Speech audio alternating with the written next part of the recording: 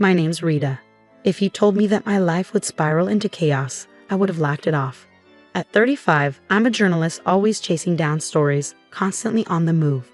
I have an 8-year-old daughter, Emily, who is my world. She's already managed to take over our small city apartment.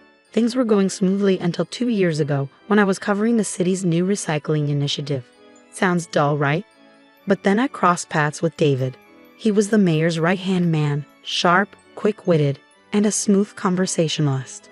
12 years older than me, but that never mattered. We hit it off from the get-go. After the interview, we started chatting more casually. "You're doing great work," he'd tell me. "The city needs more journalists like you." Flattery, maybe, but it worked. David and I didn't waste any time. We were married a year after meeting.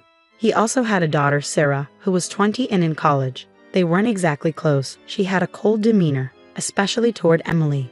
I'll never forget their first meeting. "Hi, Sarah. This is Emily," I said, trying to sound cheerful. Sarah barely glanced at her. "Hi," she mumbled, turning back to her phone. Emily tugged at my shirt. "Mom, does she not like me?" I gave her a reassuring smile, brushing her hair. "Don't worry about it, honey. She's just different." David became a huge help with Emily. My work kept me busy, so he started picking her up from school and making her lunch. He was great at it, and Emily loved him for it. "David's funny, Mom," she'd say. "He makes the best sandwiches." Our apartment was small but cozy. 2 bedrooms, a tiny kitchen, and a living room that had seen better days. But it was home. Emily's room was a sea of pink, and David brought in some of his books and old jazz records. I wasn't a fan of jazz, but David would often play his records. "Rita, try this one," he'd say, putting on an old album. "It's classic." "Sure, I'll give it a shot," I'd reply, though I never did. We settled into a nice rhythm, just the 3 of us. But slowly, things began to change, like a faucet dripping that eventually floods the sink. Emily, once full of energy, started to seem distant, quieter, almost as if she was walking on eggshells. One night, as I tucked her into bed, she stared at the ceiling. I tried to make her laugh, brushing her hair. "Hey, space cadet, you planning a trip to the moon?" She didn't smile. She whispered, "No, Mom." Something felt off. "What's going on? You don't seem like yourself." She turned away, avoiding my gaze. "I'm fine." I sat on the edge of her bed. "You sure? You've been pretty quiet lately." She shrugged. "Just tired." Tired at 8. I wasn't buying it, but I let it slide. "All right, sweetie. You know you can talk to me about anything, right?" She nodded, but I could sense something was wrong.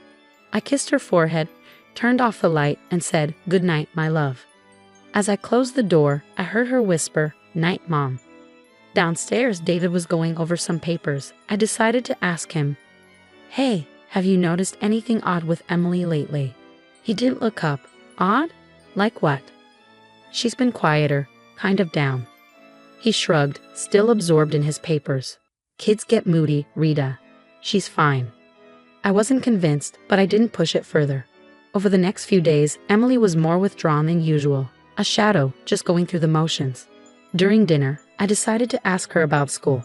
"Hey, everything all right at school?" She stacked plates, not meeting my eyes. "Yeah, it's fine." "You sure? No one's bothering you?" She paused and then shook her head. "No, everyone's nice." I wanted to believe her, but I had the nagging feeling she wasn't telling the whole truth. I decided to let it go, for now. That weekend, while folding laundry, I saw something that made my heart drop. A bruise on Emily's arm. It wasn't small. I kept my voice steady. What's that on your arm?" She quickly pulled her sleeve down. "Oh, I fell at the playground." "You fell? That looks bad." She avoided my gaze. "It's nothing." I wanted to press further, but her fear was clear. What was she hiding? I couldn't just ignore it. "Okay, but be careful, all right?" "Yeah, Mom." I watched her for a moment before letting it go. But the bruise, her silence, it wasn't like her. I had to figure out what was going on, but how? Then it hit me. What if I used a smartwatch to track her day? I could find out what was happening at school. I bought it for her as an early birthday present. "Look, you can call me anytime with this," I said, trying to sound enthusiastic. She looked at it, a little confused, but smiling. "Thanks, Mom. It's cool." I showed her how to use it, leaving out the recording feature. It felt like a sneaking move, but I needed answers. The following days, I waited anxiously. Finally, when Emily was asleep, I checked the recordings. My heart pounded as I listened. At first, it was just school chatter, her talking to friends, teachers in the background. Then, I heard something that made my blood run cold. It was David's voice, but not the David I knew. He was angry. "You think you could just mess around, huh? You're such a fool, Emily." My hands shook as I listened, unable to believe what I was hearing. This wasn't the David I knew. Then I heard a slap, followed by Emily crying. "Please stop, I won't do it again." I felt sick. My David, hitting my little girl? I stopped the recording, my mind racing, trying to process what I just heard. But there was no denying it. I couldn't sleep that night. I just sat there stunned. In the morning, I acted normal, sending Emily off to school. But as soon as she left, I called in sick to work. I couldn't let this slide. I needed to confront David. David walked through the door that evening with his usual smile, unaffected by what was to come. He hung his coat and strolled into the kitchen, casual as ever. "How was your day?" he asked, his tone light. I fought to keep my emotions in check, swallowing the fury rising inside me. "Nothing out of the ordinary. Emily's working on a school project. She's really excited about it," I responded. "That's good. Keeps the kids busy," he said with a nod. The atmosphere felt thick, but I kept my focus. I couldn't confront him just yet. I needed more evidence. The following days were spent watching David and Emily carefully. Everything looked fine on the outside, but I could feel the unease deep down. I kept the recorder nearby, the memory of what I had already heard haunting me, but I needed more proof to confirm my worst fears. The voices wouldn't leave me alone. David's chilling words and Emily's sobs echoed in my head. I had to do something, but what? I couldn't confront him without being absolutely sure, and I had to speak with Emily. She needed to tell me the truth. One night, I sat with Emily in her room, surrounded by her toys and artwork. I tried to remain calm, though my heart was racing. "Sweetheart, there's something we need to talk about," I said gently. Her expression shifted to concern. "Is everything okay, Mom?" I steadied myself. "Has David ever hurt you?" She looked away, fidgeting with her shirt. "What do you mean?" "Emily, I need you to tell me the truth. Has David ever hurt you?" The silence stretched on before she nodded slightly, her eyes filled with tears. "Yes," she whispered. I felt like my world collapsed. "Why didn't you tell me?" "He said not to. He said you'd be mad at me." Tears welled in her eyes and I pulled her close, holding her tightly. "Oh, sweetheart, I'm so sorry. This is not your fault. You've done nothing wrong." We stayed like that for a while, me holding her, trying to think of a plan. I had to protect her. I had to get her out of this situation. The next morning, I called my mom. "Mom, can Emily stay with you for a few days? I have some work stuff to handle." "Of course, honey. Is everything okay?" "Yeah, just busy, thanks." I felt some relief, but now came the difficult part, gathering more evidence. I had to tread carefully. I called Sarah, David's daughter, hoping she might know something more. Maybe she could help. "Sarah, it's Rita. We need to talk. It's about your dad," I said when she answered. There was a long pause. "What about him?" "I think he's been hurting Emily. I have a recording, but I need more." "Did he ever hurt you?" Another pause, then a soft, almost inaudible yes. My stomach dropped. Sarah shared everything, how David had been abusive to her as well, how she feared him. I couldn't believe I hadn't seen it before. This was far worse than I realized. I had to stay careful. David was smart. He wouldn't fall for anything easily. I kept things light with him. "Morning, David," I said one day at breakfast, trying to sound nonchalant. He barely looked up, muttering something as he read his paper. "You got any plans today?" he asked, still distracted. "Same old work stuff," I replied, keeping my voice even. He grunted and went back to his paper. Later, I took Emily to my mom's place. "You'll be okay here, sweetheart," I said, putting on a brave face. "Grandma's got a new puzzle for you." Emily smiled a little. "I like puzzles." "Me too," I whispered, kissing her forehead. With Emily safe, I called Sarah. "We need to meet. It's time to make a plan." We met at a quiet cafe downtown. Sarah seemed on edge as she sat down. "So what's the plan?" she asked. "We need to get him on tape," I said. "Record him admitting what he's done to you, to Emily. It's the only way. She nodded. I'll try talking to him. Maybe I can get him to slip up.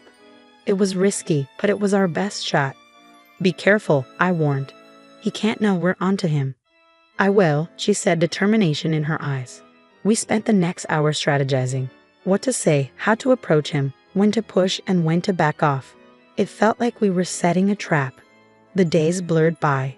I stayed distant from David, making excuses to work late or stay out of his way. Meanwhile, Sarah worked her angle. She called David, pretending to want to talk about her childhood. Dad, I've been thinking about when I was a kid, Sarah said when he picked up the phone. There's a lot we never really talked about. David didn't hesitate. We can talk. Come over for dinner. That was our chance. Sarah was going in, wired to record. I was a bundle of nerves as I waited for her call. It came late that night. I got it, Rita, she said, breathless. I got him to talk. My heart skipped a beat. Bring it over. We need to hear it. When she arrived, she looked shaken. We sat at the kitchen table, and she played the recording. At first, David's voice was calm, but it grew increasingly angry as he spoke to Sarah. You were always a difficult child, Sarah. You always asked for it. I felt my blood boil, but then he said it, the moment we'd been waiting for. I did what I had to do to you, to Emily. You both needed to learn. That was it. The confession. My stomach churned, but I also felt a rush of victory. We had him. We take this to the police tomorrow, I said, my voice steady. Sarah nodded. Yeah, it's time you paid for what he's done. The night was long, filled with anticipation. But we had the evidence. David was going down. The next morning, I woke up early. Today was the day. I would confront him. The recorder was sitting on the kitchen table, the key to everything. I heard him moving around, getting ready for the day. My heart raced in my chest as I prepared myself. Morning, Rita, David said when he walked into the kitchen, grabbing his coffee, acting like everything was normal. I took a deep breath, summoning my courage. We need to talk, David. He raised an eyebrow, smirking. About what? About what you've done to Emily, to Sarah. His face instantly changed. The smirk faded. What are you talking about? The rage surged inside me. You know exactly what I'm talking about. It's time for you to face the consequences. I know everything, David. It's over. I know what you did to Emily. I stared at him, unwavering. I know you hurt your own daughter. He let out a sharp, bitter laugh. You think this will hold up? You think anyone's going to believe you over me? I rose to my feet, fists clenched tightly. They will when they hear this. I pressed play on the recorder, and David's voice filled the air, confessing everything. His face drained of color. He reached for the device, but I yanked it back. No, you're not running from this. Not anymore. He stood abruptly, the chair scraping against the floor. You're going to ruin everything. My career, my entire life. You ruined it the moment you hurt those girls. It's over, David. Desperation twisted his expression. You can't prove anything. It's your word against mine. I shook my head, a bitter laugh escaping me. No, it's your word against your own. You confessed, David. It's all right here. The room fell silent as his face hardened with defeat. I'm going to the police, I declared, my voice firm. And I'm taking this with me. You're going to answer for what you've done. He didn't say a word as I brushed past him, leaving the kitchen. I didn't need to look back. I had everything I needed. My heart raced as I walked into the police station, the weight of what I was about to do settling heavily on my chest.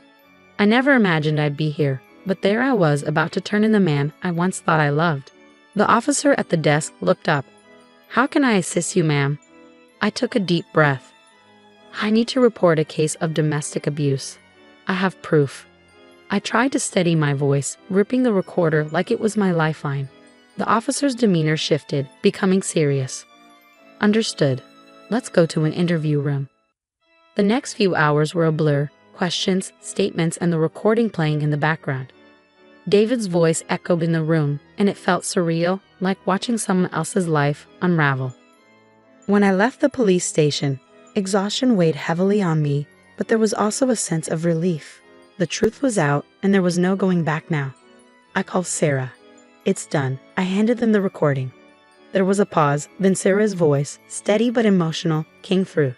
Thank you, Rita. We're in this together. I tried to sound braver than I felt. We are.